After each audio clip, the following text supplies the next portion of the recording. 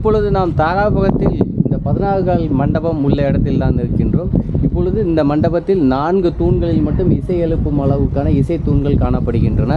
இந்த பகுதியானது அமராவதி ஆற்றங்கரையில் அமைந்துள்ள இந்த பகுதியானது கிபி 850 வரை முன்பு சேர மன்னர்களால் ஆளப்பட்டிருக்கின்றது.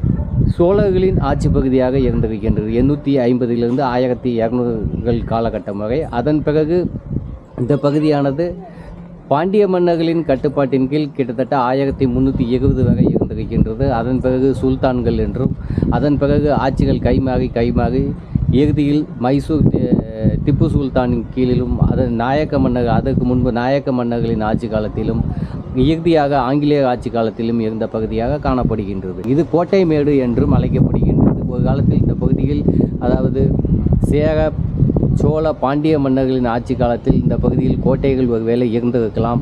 ஆனால் அவ்வாறான கோட்டைகள் தொடர்ந்து இந்த பகுதியில் இப்பொழுது காணப்படவில்லை. இருப்பினும் இந்த ஊரில் பல்வேறு கோயில்களும் காணப்படுகின்றன. இந்த மண்டபம் இப்பொழுது இடிந்த நிலையில் காணப்படுகின்றது. இதன் ஒரு தூணானது ஏற்கனவே இடிந்து விட்டிருக்கின்றது. இப்பொழுது எடுத்து வைத்திருக்கிறார்கள்.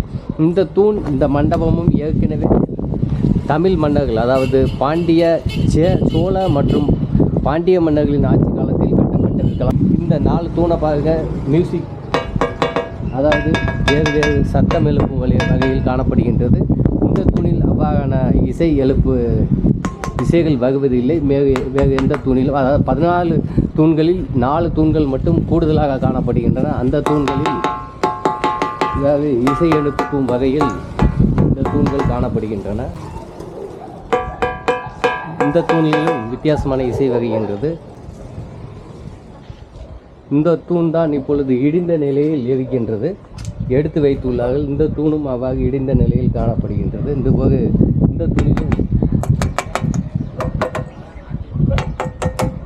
ஒரு இசை லேசாக வருகின்றது.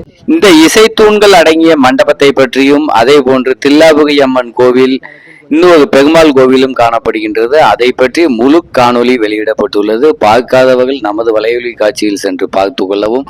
நான் உங்கள் பழனிக்குமார் மாடசாமி. நெடியோனுடன் இணைந்து பயணிங்கள். மீண்டும் ஒரு பதிவில் சந்திக்கும் வரை நன்றி, வணக்கம்.